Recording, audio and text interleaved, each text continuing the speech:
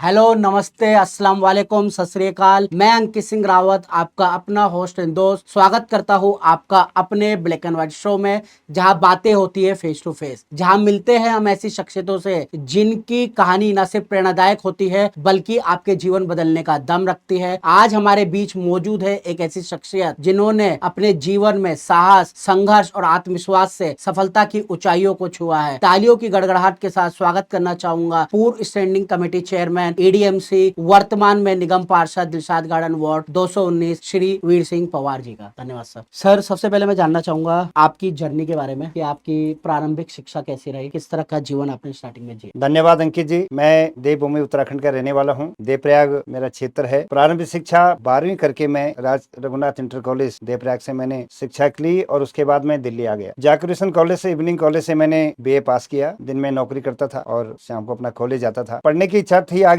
लेकिन चूंकि मजबूरियां थी और आगे पढ़ नहीं पाया। लेकिन 2005 का वो समय था जब मुझे संघ, जहां मैं 86 संघ का स्वयंसेवक था, विभिन्न दायित्वों पर संघ में रहा, संघ का शिक्षण लिया, द्वितीय वर्ष किया और उस संघ की पृष्ठभूमि में रह करके 2005 में द्वितीय वर्ष करने के बाद मुझे राजनीति क्षेत्र भारतीय जनता पार्टी जो एक संगठन है अपने संघ का, उसमें कार्य करने का मौका मिला। मेरा जीवन बड़ा संघर्षपूर्ण जीवन रहा। 9 मास का था, माँ गुजर गई थी। 14-15 साल तक पिताजी की गोद में रहा। बड़ा संघर्षपूर्ण जीवन रहा वो। सर, जैसे आपने बताया कि आप संघ में रहे, तो उसके बाद राजनीति में आना कैसे हुआ, कब हुआ, पहले विचार कैसे आया? जब मैं 1980 में दिल्ली आया था तो कोई दशा और दिशा नहीं थी। एक छोटी मोटी नौकरी पकड़ ली थी और मन में था कि यहाँ से कुछ सीख करके वापस टेहरी डैम बन रहा था, वहाँ जाऊँ और वहाँ यूडीसी वगैरह की कोई वैकेंसी थी। मुझे जैसा बताया गया था कि भाई आप स्टेनोग्राफर बन के आओ, आपको लगा देंगे। मैं हिंदी और इंग्लिश दोनों का स्टेनोग्राफर हूँ। लेकिन चूंकि ये दिल्ली महानगर है, यहाँ से फिर प्यार प्रेम यहाँ रहा और 86 में संघ ने मुझे जो शिक्षण दिया, जो संघ शाखाओं मैंने सीखा, कुछ जीवन को कैसे जिया जाता है, उसके बाद मन में आया कि संघ से जो मैंने सीखा है, मैंने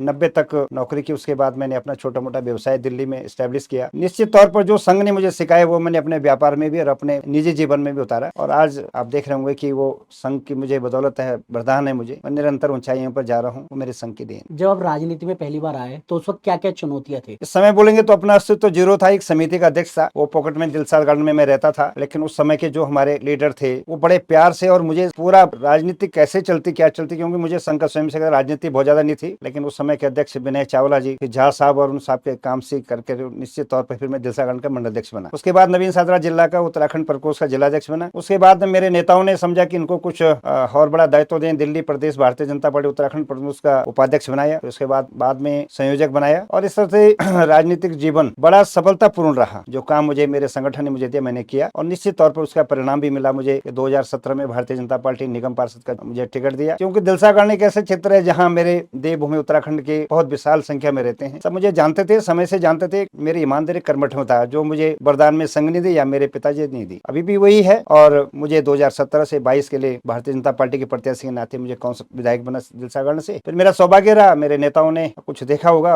22 से लेकर 27 तक दूसरा कार्यकाल मेरा भारतीय जनता पार्टी में और उसके पार्षद के रूप में मेरा है। जैसे कि मैं आपको जितना पर्सनली तौर पर जानता हूँ, उत्तराखंड संस्कृति से आपका बहुत जुड़ाव है, उस पर आपके क्या विचार है और उत्तराखंड समाज के राजनीति में क्या भूमिका रहेगी? निश्चित तौर पर पूरे देश, अंतर्राष्ट्रीय स्तर पर और देश में देवभूमि उत्तराखंड के जो भी लोग हैं वो पूरा संचालन नेतृत्व कर रहे हैं, चाहे वो सरकारी उसमें हो, बड़े बड़े वेदा हो और चाहे फौज में हो। वो वरदान में मिला है हमें।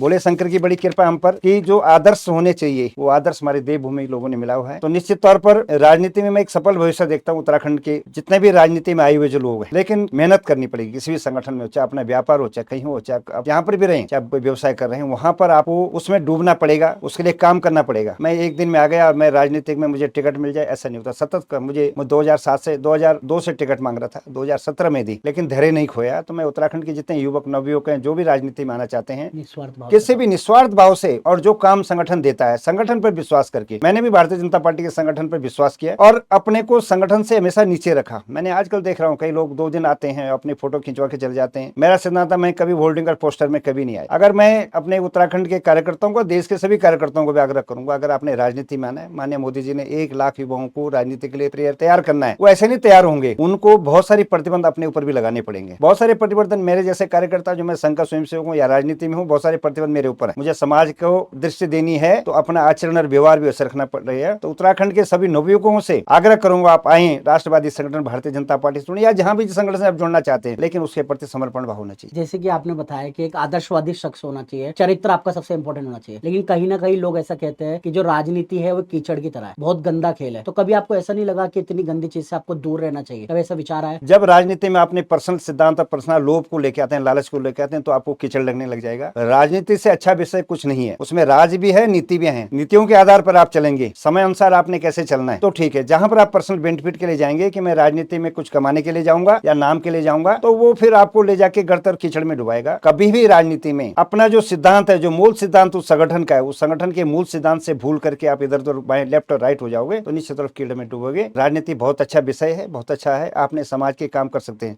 आज मेरे पर भारत सरकार की स्टैंप है तो मैं लोगों के 2 काम कर सकता हूं जी। अगर वही मेरे स्टैंप मेरे पास नहीं होती तो मुझे किसी दूसरे को बोलना पड़ता है। तो इसलिए एक आदर्शवादी होना जरूरी है, अपना कैरेक्टर, अपना विश्वास, और जो आपसे आगे निकल सके। कोई ना कोई आपका आइडियोलॉग होना चाहिए। मैं आपको विषय देता हूं, आप राजनीति कैसे सीखोगे? किसी को तो देखना पड़ेगा, उसका आचरण वो कहां से चला। आज हम आदित्य योगी आदित्यनाथ जी को देखते हैं, हमारे देश के यशस्वी प्रधानमंत्री, जो विश्व प्रतिष्ठित प्रधानमंत्री को देखते हैं, उनका जीवन क्या था मुझे पता है। मैं 22-25 साल पहले अरुण जेटली जी की जो कोठी थी, मान्य प्रचारक थे, मान्य प्रधानमंत्री प्रचारक थे, किन अवस्थाओं में वो रहते थे, उनका जीवन कितना संघर्षपूर्ण होता है। जो अपना भोजन भी खुद बनाना, अपने कपड़े खुद धोना, वो आज विश्व प्रसिद्ध लीडर है। तो ऐसा नहीं बन जाता है कोई हवा में। उन्होंने क्रांति की है, उनके अंदर विचार आए हैं और विचारों से आगे आदमी निकलता है। जैसे कि हर किसी की जिंदगी में कभी ना कभी कोई धोखा आता है या कोई बहुत बड़ा झटका लगता है। आपको अभी तक राजनीति में सबसे बड़ा झटका या क्या वही धोखा क्या मिला? देखिए 2-3 चीजें हैं, मैं आपको बता दूं। नंबर 1, अगर आप कुछ पाने, कुछ अपनी हैसियत बनाने के लिए आए हो तो आपको धोखे ही मिलेंगे। मेरा सिर्फ एक मूल सिद्धांत रहा है, संगठन ने जो मुझे काम दिया उस काम को तत्पूर्ण से काम करना, अपना निजी विचार नहीं, निजी स्वार्थ नहीं। जो संगठन स्वार्थ चाहता है, जो संगठन मेरे से चाहता है वो काम करना। इसलिए मुझे कभी किसी ने धोखा दिया, ना मैंने किसी को धोखा देने की कोशिश की। मैंने बहुत सारे कार्यकर्ता जलसा गार्डन मंडल में, दिल्ली प्रदेश में बहुत सारे कार्यकर्ता आगे निकाले हैं, लेकिन उन कार्यकर्ताओं से कभी कि वो मेरी जयकार करें, मुझे माला डालें, ये मुझे लालच था। हाँ, वो कार्यकर्ता जब आगे बढ़ जाते हैं, बहुत सारे कार्यकर्ता आगे बढ़े हैं, राजनीति बढ़े हैं, चाहे संघ में आगे बढ़े हैं, तो मुझे खुशी होती है कि आज मेरा कार्यकर्ता फलानी जगह बैठा है और वो भी मुझे आदर्श रूप में देखता है। तो निश्चित तौर पर आपको कोई पीछे नहीं धकेल सकता है अगर आपको मन बुद्धि स्वस्थ हो। अभी विधानसभा चुनावों में भारतीय जनता पार्टी गवर्नमेंट जीती, गवर्नमेंट बनी, उसके पहले तो आपको शुभकामनाएं देना चाहूंगा। आपको क्या लगता है कि आम आदमी पार्टी और भारतीय जनता पार्टी दोनों की कार्यशैली में क्या अंतर है, क्या फर्क है? मैं धन्यवाद करता हूं, आपने एक करंट विषय छेड़ दिया, क्योंकि पॉडकास्ट है, नेचुरली ये बातें सब सामने आनी चाहिए। भारतीय जनता पार्टी का देश के मैक्सिमम हिस्से में भारतीय जनता पार्टी का राज है। भारतीय जनता पार्टी जो बोलती है वो करती है, क्योंकि एक राष्ट्रवादी पार्टी है। ये राष्ट्र मेरा इदम न मम, ये राष्ट्र मेरा है, मेरा अपना कुछ नहीं है। अगर हम कोई बात बोलते हैं तो उस बात को पूरा करते हैं। ये यशस्वी प्रधानमंत्री मोदी जी करते हैं। आम आदमी पार्टी एक पार्टी थी जो सिद्धांतहीन पार्टी थी। कांग्रेस के 3 बार के कुशासन से, लोग भ्रष्टाचार से आकुत होकर के, और करप्शन, इंडिया अगेंस्ट करप्शन एक संस्था जो बनी थी, उस संस्था में पहले 3 दिन हम सब लोग थे। हमने समझा कांग्रेस का जो ये अकूट, उसमें डूब को एक नया चीज आनी चाहिए, चाहे भारतीय जनता पार्टी, लेकिन उसमें उसका लाभ अगर किसने उठाया तो माने केजरीवाल जी ने उठाया। इन 10 और 11 सालों में माने केजरीवाल साहब ने वो किया जो शीला दीक्षित यार कांग्रेस 50-55 साल ने, उससे ज्यादा करप्शन उन्होंने कर दी। फिर ओपनली ये बोलना कि हम इस देश के मालिक हैं। इस देश का मालिक कोई नहीं, इस देश का ईश्वर है। ईश्वर ने हमें काम सौंप रखे हैं, तो आपने ईश्वर को चैलेंज किया, आज आप गर्त में डूब गए हैं। इसलिए एक आइडियोलॉजी, भारतीय जनता पार्टी एक आइडियोलॉजिस्ट पार्टी है, और Aam Aadmi without ideology, there is no any ideology of the Aam Aadmi party, only to make the foolish to the people, और उनको छोटे छोटे लालच में फंसा करके, जैसे मछली को फंसाते हैं, आटा लगा दो, फंसा, कांटे में फंस गई तो उसका भक्षण कर लो। इन्होंने, आम आदमी ने लोगों का भक्षण किया है, हमारे टैक्स के दिए हुए पैसे को मिसयूज किया है। आज वो पार्टी 3 बार 4 बार सत्ता पाने के बाद जीरो। जैसे कि दिल्ली में भारतीय जनता पार्टी की सरकार बन चुकी है, तो इस वक्त टॉप प्रायोरिटीज क्या है कि सरकार में आने के बाद दिल्ली की जनता के लिए सबसे पहले वो क्या करेंगे? भारतीय जनता पार्टी का शासन दिल्ली में 27 साल बाद आया है। सब कुछ एक दिन में समेट लेंगे ऐसा नहीं है। सबसे पहले जो समस्या दिल्ली में है पीने के पानी के, जो हजारों लोग मर रहे हैं पीने के पानी के कारण से, हर घर में शुद्ध जल पहुंचे, हर घर की सीवर और ड्रेनेज ठीक हो, पीडब्ल्यूडी के रोड ठीक हो, सीनियर सिटीजन जो वृद्ध पेंशन मिलती थी उनको, वो उनको समय पे मिले और सबको मिले। दूसरा, जो 2500 रुपया जो हमने अपने घोषणा पत्र में दिया है, समयबद्ध तरीके से उन गरीब गुरबा लोगों को मिले। चौथा, आयुष्मान भारत जो मेन कोर इशू इस देश का रहा है, जो गरीब गुरबा लोग अपनी जमीन जायदाद बेच कर अपना ऑपरेशन कराते थे, आज उनको करने की जरूरत नहीं। 5 लाख मोदी जी देंगे, 5 लाख जो हमारी दिल्ली सरकार देगी, 10 लाख का मुफ्त इलाज हम गरीबों का करेंगे।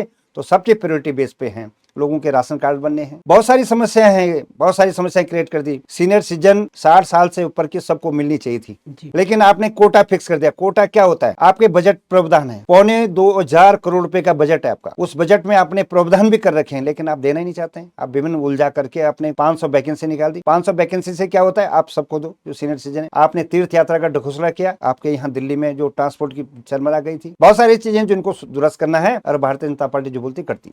जैसे कि आप क्या बोलते हैं, ईडीएफसी के पूर्व स्टैंडिंग कमेटी चेयरमैन रह चुके हैं, तो जब आप बने थे उस वक्त क्या चुनौतियां थी, आपने कैसे हल किया और आपके साथ थोड़ी उपलब्धि क्या रही? बिल्कुल, आपने एक ऐसा विषय ये लिया है, निश्चित तौर पर ईडीएम से याद रहेगी। लास्ट कार्यकाल मेरा स्टैंडिंग कमेटी चेयरमैन रहा, उसके बाद दिल्ली एक एक हो गया सारा। बहुत सारी चुनौतियां उस समय हमने फेस की, इतनी चुनौतियां हैं जो जिस सरकार का आपने बात की भी, आम आदमी पार्टी की सरकार, जो हमारा बीटीए बनता था, जो पैसा निगम को मिलना था, जो टैक्स असेसमेंट का जो पैसा मिलना था, समय पर नहीं देख करके हम कर्मचारियों की तनख्वाह नहीं दे पा रहे थे। पूरा खजाना हमारा खाली था, हमारी कोई भी डेवलपमेंट योजनाएं नहीं हो पाई उन दिनों में। लेकिन उस समय सिर्फ एक ही चुनौती मुझे रहती थी कि सुबह जो कर्मचारी बाहर हड़ताल पे बैठ जाते हैं, उनके हड़ताल को तोड़ाना। निगमों का काम होता है स्वच्छता देना, लेकिन जब स्वच्छता कर्मचारी अगर हड़ताल पे बैठ जाएंगे कैसे, तो 18 दिन की हड़ताल जो थी वो कैसे मैंने तोड़वाई मुझे पता है, कैसे कैसे फंड का किया मैंने। 4 बार डिप्टी सीएम मनीष सिसोदिया जी से समय लिया, ऑनलाइन समय लिया। स्टैंडिंग कमेटी के चेयरमैन, मैं भी एक चुनाव रिप्रेजेंटेटिव था, एक कॉन्स्टिट्यूशन पोस्ट पे था, उन्होंने हमें समय नहीं दिया। जब मैं, मेरा नेता सदन, मेरा मेयर, हम तीनों गए तो इन्होंने हमें समय नहीं दिया। 2 घंटे तक हम जमीन पे बैठे रहे, उसके बाद 2 घंटे ऊपर इसका ओएसडी ने बुलाया, 2 घंटे तो उसके कमरे में, और मुझे एक लाइट दिखाई कि लाइट जल रही है, साहब बिजी हैं। जब हम अंत हो गए हमारे, जब 2 घंटे बाद 3 घंटे बुलाया गया, तो हम वहां से वापस आ गए। हम सिर्फ ये आग्रह करने गए थे कि आप हमारा जो बीटीए वो दे दो ताकि हम तनख्वाह दे सकें। तो बड़ी बड़ी चुनौतियां थी, बड़ी डेवलपमेंट की चुनौतियां थी। ये कूड़ा खत्म, जो कूड़े के पहाड़ खत्म करने की चुनौतियां हमारे पास थी। हमने बहुत स्तर पर, युद्ध स्तर पर काम कर, बहुत सारा जो गाजीपुर का खत्ता वो नीचे किया, जो ये जगह जगह कूड़ा, आपने मशीनें देखी, कंपैक्टर मशीन, उस समय वो कंपैक्टर मशीन हमने लगाई। भारत सरकार ने 1000 करोड़ रुपया दिया, जो पानी रोडों पे जो जाता था पॉल्यूशन कम करने के लिए, वो भारत सरकार 1000 करोड़ रुपया, 100 करोड़ रुपए में दिए थे, और 100 करोड़ मैंने मशीनें खरीद। तब जगह जगह हमने पॉल्यूशन को कम करने के लिए पानी का छिड़काव करते थे। तो निश्चित तौर पर चुनौतियां बना रहा मेरा कार्यकाल, लेकिन जितना भी कार्यकाल रहा, मैंने अपने मन, अपनी बुद्धि और मस्तिष्क से जो भी काम किया। हमारे कर्मचारी जो 20-20 साल से थे, जो सफाई मजदूर कर्मचारी बेचारे पक्के नहीं हो रहे थे, उस समय के तत्कालीन जो कमिश्नर थे, उनसे बातचीत करके मैंने एक प्रोसेस चालू कराया था कि आप कम से कम 20 साल से जो पक्का नहीं, 25 साल से मरने जा रहा है वो, उसको पक्का करो, एक प्रोसेस को। उन्होंने मुझे केस बताया कि उमादेवी वर्सेस केस है, कर्नाटक गवर्नमेंट काम कर नहीं सकते हैं, एक बार रिलैक्सेशन दे दिया था 2013 में, अब नहीं हो सकता है। मैंने उनको कोई रास्ता निकालो, आप रास्ता निकाल के ऊपर करो। आज मैं खुशी है, ईडीएमसी के जो उस समय जो कर्मचारी 96 से 98 और 2006 तक पक्के होने थे, आज वो सब पक्के होकर आज सब अपनी पोस्टों पे आ गए। तो मेरी खुशी का अपने समय मैंने कुछ अच्छा काम किया। जैसे कि हर किसी की जिंदगी में कोई ना कोई उतार चढ़ाव आता है, तो आपकी जिंदगी में ऐसा कौन सा लोएस्ट पॉइंट रहा और आपने उसे कैसे बाउंस बैक किया? एक आपने एक अच्छा विषय, ये सामाजिक विषय भी है, लोगों को इससे प्रेरणा भी मिलनी चाहिए। उत्तराखंड आंदोलन चल रहा था, उत्तराखंड पृथक राज्य दो आज दे दो, बहुत ज्यादा मूवमेंट दिल्ली में चल रहा था। उसमें हम दिलशाद गार्डन के क्षेत्र के बड़े उस भागीदारी थे। 96 में जनरल जोशी की डेथ होने के बाद जो यूपी का मुख्यमंत्री सरदेव मुल्ला मुलायम सिंह जी थे, उन्होंने घोषणा की थी कि पहाड़ियों में तुम नीचे आओगे तुम्हारा सर फोड़ेंगे। आंदोलन बड़े चरम गति पे था, सब अपना प्रदर्शन जंतर मंतर पर होता था, रात दिन में बैठे रहते थे। 18 नवंबर 96 में मुझे लगा कि अब हमारा कोई नहीं, वाकई इस देश में कोई हमारी आवाज उठाने वाला नहीं। मुझे अटैक पड़ गया, मुझे नहीं पता किन कारणों से पड़ा। 18 तारीख को पड़ा, जो भी जीटी वसूल जाके उन्होंने ट्रीटमेंट दिया। 20 तारीख को मेजर अटैक पड़ा। उस समय मैं अपना कारोबार करने था, मैंने नौकरी छोड़ दी 90 में। मैं अपना, मेरा एक ट्रेडिंग था, सेलोटेप पैकिंग टेक, मैंने अपना काम खड़ा करा। अटैक होने के बाद 18 दिन तक जीबी पंत हॉस्पिटल रहा। मेरी पूरा ब्रेन वॉश हो गया था, मैं रिकॉग्नाइजेशन नहीं था कि कौन है क्या है, लेकिन फिर भी ईश्वर की बड़ी, महादेव की कृपा रही मेरे ऊपर, मैं ठीक हो गया। और फिर मैं अपना बिजनेस 2000 तक मैंने अपना बिजनेस को फिर स्टैब्लिश कर लिया था। तो निश्चित तौर पर एक सबसे बड़ी घटना थी। उस समय मेरे परिवार में मेरे बच्चे, छोटे छोटे बच्चे थे, जिनको कुछ मैं बनाना चाहता था, बना नहीं पाया उस समय, क्योंकि एक सेटबैक ऐसा कि मैं 2 कंपनियां होने के बावजूद भी मेरी एक कंपनी, दोनों कंपनी रन करना बिल्कुल 2000 तक बिल्कुल कम हो गया था, जीरो हो गई थी मैं फिर। लेकिन जीरो से ऊपर उस प्रभु बद्रीनाथ जी ने मुझे जीरो से दोबारा हीरो बना दिया। मैं उनका शुक्रगुजार हूँ, देवी देवताओं पितरों का, जिन्होंने आज फिर पुनः मुझे स्टैब्लिश किया। आज भगवान की बड़ी कृपा है, पूरा परिवार सेटल्ड है। मेरे 2 बेटियां हैं, दोनों गवर्नमेंट सर्वेंट है, 2 बेटे, दोनों व्यापार कर रहे हैं, बहू है बच्चे। तो उस भोलेनाथ जी की बदनाची बड़ी मेरे पे कृपा है। बहुत बढ़िया। आपका इतना बड़ा अनुभव है राजनीति में, समाज सेवा में, अभी तक की आपकी जिंदगी की सबसे बड़ी लर्निंग, सबसे बड़ी सीख क्या रहेगी? मेरी सीख रही धैर्य कभी नहीं खोना। जो मैंने आपको कालखंड बताया, इस समय राजनीति से भी थोड़ा आउट हो गया था मैं। जी। कुछ जो विरोधी होते हैं, कहीं ना कहीं ऐसा विरोधी होते हैं, राजनीति विरोधी, उनको बड़ा अपॉर्चुनिटी लगा कि ये 2002 में टिकट मांगने लायक है, ठीक है, इसको बढ़िया हो गया। लेकिन मैंने हार नहीं मानी। जब मैं 2002 का जब निगम का चुनाव था, टिकट नहीं मिली, कोई बात नहीं, लेकिन मैंने दिल लगा करके उस समय जो मिले थे उनके साथ काम किया। उसके बाद बहुत सारी चीजें हुई। आपको पता है कि राजनीति में कुछ लोग ये होते हैं कि इसको उसको नहीं आने देना, इसको नहीं आने देना। मैं लगातार कोशिश करता रहा कि नवीन सागर जिले में मुझे कुछ पोस्ट और उसका अनुभव संगठन मेरे लिए नहीं लिया जी। लेकिन फिर भी दिल्ली प्रदेश में मेरे उत्तराखंड प्रकोष्ठ ने दिल्ली प्रदेश में लिया तो बहुत अच्छा। वो सेटबैक मेरे को था कि क्यों कुछ लोग ऐसा एक दूसरे को आगे नहीं बढ़ना देते हैं। जी। तो मैंने सब देख लिया, आज की डेट में वो मेरे से बहुत पीछे हैं। जी। भगवान ने मुझे बहुत आगे बढ़ा दिया। जैसे कि मैं आपसे सोशल मीडिया पे भी कनेक्ट हूँ, अभी मैंने आपको देखा कि आपने स्वामी दयानंद अस्पताल में कार्रवाई की, उस पर आप डिटेल में क्या बताना चाहेंगे? देखिए, ये एडीएमसी क्षेत्र का या पूर्वी दिल्ली का एक बहुत बड़ा क्षेत्र है जो डेंस पॉपुलेटेड क्षेत्र है। उसमें हमारा एकमात्र स्वामी दयानंद हॉस्पिटल जो 1959 से बना हुआ है, बड़ी रेपो है रेपुटेशन से। लेकिन होता क्या है कि जब हम टेंडर करते हैं, हाउसकीपिंग का हो या दूसरा टेंडर करते हैं, उसमें कहीं ना कहीं कोई ना कोई घालमेल होता है और जो कमियां मिलती हैं मुझे, तो निश्चित तौर पर उसमें मेरे लिए वो बर्दाश्त से बाहर है। तो स्वामी दयानंद को ठीक करना, क्योंकि अगर निगम पार्षद मैं हूँ, पूर्व स्टैंडिंग कमेटी चेयरमैन रहा, मुझे पता है कि कौन सी दवाई कहाँ से आती है, कौन सा कंपनी को आपने हायर कर रखा है जो हाउसकीपिंग करती है, वो सब ठीक करने की मैं कोशिश कर रहा हूँ और सब ठीक। आपको क्या लगता है कि इस वक्त हिंदुस्तान की जो आम जनता है, क्या वो 100% जागरूक है या उन्हें और जागरूक कैसे होना चाहिए अपने अधिकारों को लेके, चुनावों को लेके और चीजों और मुद्दों को लेके? पब्लिक को जागरूक करना पड़ता है उनके अधिकार। बहुत सारे ऐसे लोग हैं जिनको उनके अधिकारों को पता नहीं। माननीय मोदी जी ने महिला आरक्षण दिया, महिलाओं को पता नहीं हमारे अधिकार क्या है। ट्रिपल तलाक से मुस्लिम बहनों को आजाद कराया, उनको उनके अधिकार पता नहीं थे। समानता और एकता हमारे कॉन्स्टिट्यूशन में लिखा, बाबा साहब अम्बेडकर ने एक एक चीज को रिफर करके लिखा हुआ है कि क्या हमारे अधिकार हैं, क्या हमें करने चाहिए और क्या नहीं करने चाहिए, what to do what not to do. लेकिन जब जानकारी न अभाव के कारण से बहुत सारी इस देश के अंदर ऐसी विसंगतियां बना दी। कर एक आदमी एक लीक पकड़ गया। मैं एक बात, छोटी बात कर, बाबा साहब ने संविधान लिखा, इस देश के सभी नागरिकों का, चारों कोई भी वर्ण हो, कास्ट हो, क्रीड हो, सबके लिखा है। कुछ लोगों ने बाबा साहब को पकड़ लिया, कुछ लोगों ने भगवान वाल्मीकि जी को पकड़ लिया। इसने क्यों, ऐसा क्यों? ये सब हमारे आराध्य हैं। बाबा साहब अम्बेडकर हो गए, उनका बहुत बड़ा इतिहास है, उनका किन परिस्थितियों में जाके उन्होंने इतना बड़ा एक ग्रंथ हमारे लिए लिखा। ऐसे सारे लोग हैं। अभी आपने प्रयागराज में देखा होगा, हम सब सनातनी लोग हैं। कौन लोग थे वो? इस देश के सारे लोग, 68 करोड़ लोग वहां गए, सबने स्नान लिया। तो एकता और समानता ही है। वहां पर किसी को पूछना तो कौन है, क्या है, क्या जाते हैं, तो ये देश एकता पर चलेगा, समानता पे चलेगा। ये लोगों के जो एजेंडे नहीं चलेंगे कि हम जनसंख्या के आधार पर, जाति के आधार पर बांटेंगे लोगों को। वो जो अंग्रेजों की जो नीति थी वो नहीं चलेगी। यहाँ पर सनातन पद्धति चली। हम सब एक हैं, एक रहेंगे। देश को आर्थिक उस पर लेकर 2047 से हमारा देश 100 साल का हो जाएगा, तो आजादी के 100 साल होंगे। उस समय ट्रिपल इकोनॉमी जो मोदी जी ने जो एक कसम खाई है, हम सब उसके भागीदार बनेंगे और देश में हम एक मुट्ठी एकजुट करके रहेंगे। निश्चित तौर पर सब होने वाला है।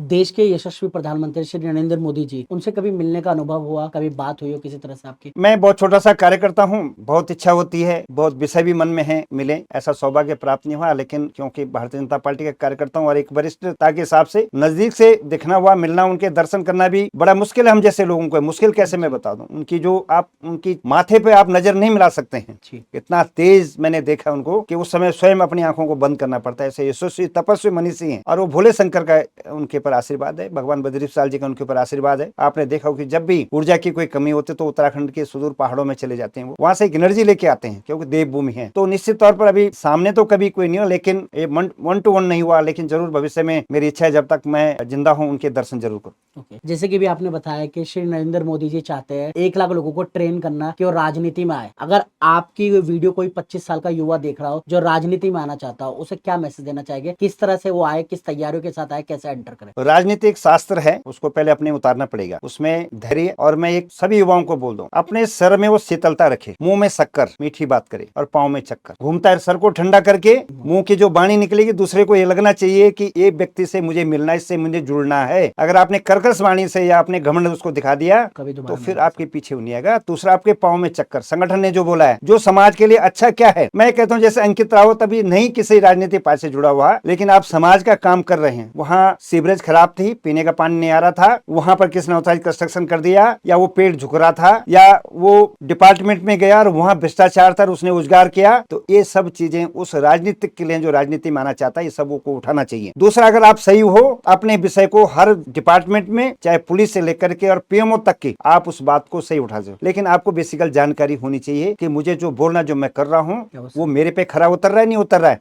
या मैं किसी लालच में उस काम को कर रहा हूँ। लेकिन जो भी नया, जो भी राजनीतिक माना चाहता है, जो लीडर बनना चाहता है, leader means the quality of a person, कि आपने एक लीड करना, एक समूह को लीड करना है। तो व्हाटएवर द समूह, ये सामाजिक हो चाहे वो राजनीति हो, but the tendency should be, मैंने वही बोला, पाँव में चक्कर, मुंह में शक्कर और सर शीतला। बहुत बढ़िया। लास्ट में कहना चाहूंगा, जैसे कि आपको ऑलरेडी पता ही है कि हमारा तो अपना एनजीओ है ब्लैक एंड फैमिली, जो शिक्षा, स्वास्थ्य और रोजगार पे काम करता है। आप हमारे एनजीओ के संरक्षक है, तो आप हमारे को क्या सलाह देना चाहोगे या हमें कोई एडवाइस देना चाहेंगे, हमें किस तरह से और बेहतर काम करना चाहिए समाज हित के लिए? मैं पहले आपको बधाई देता हूँ, इतनी छोटी उम्र में आपने ये सब ठाना है। बहुत ज्यादा आप एक ऐसे परिवार से आते हैं कि बहुत ज्यादा संसाधन आपके पास नहीं, लेकिन जो आप करना चाहते हैं निश्चित तौर पर वो बहुत दूर के आपने सोच करके ये सब काम कर रहे हैं। मैंने देखा आपके एनजीओ में कि आपको 100, 150, 200 बच्चे आते हैं और कुछ बच्चों को आप फ्री पढ़ा रहे हैं, फ्री शिक्षा दे रहे हैं, एजुकेशन दे रहे हैं। आप ऐसा काम करते रहिए, धीरज रखिए, अच्छे लोगों से मिलिए, अच्छे लोगों से बातचीत करिए, अपना एनजीओ को 3 साल तक अच्छा स्ट्रॉन्ग करिए। भारत सरकार बहुत मदद करती है एजुकेशन में, बहुत पैसा, सीसीआर फंड है, बहुत सारे सीसीआर फंड है जो एजुकेशन में कर रहे हैं, उनको यूज कराना चाहते हैं, लेकिन कोई अच्छी ईमानदार कोई एनजीओ नहीं मिल रहा है। इसलिए सबसे पहले कि अपने एनजीओ को ईमानदार रखें। आप सोशल मीडिया पे आपने क्या लिखना है उस पर भी आपको थोड़ा गौर करना पड़ेगा। सोशल मीडिया समझना पड़ेगा कि आपको,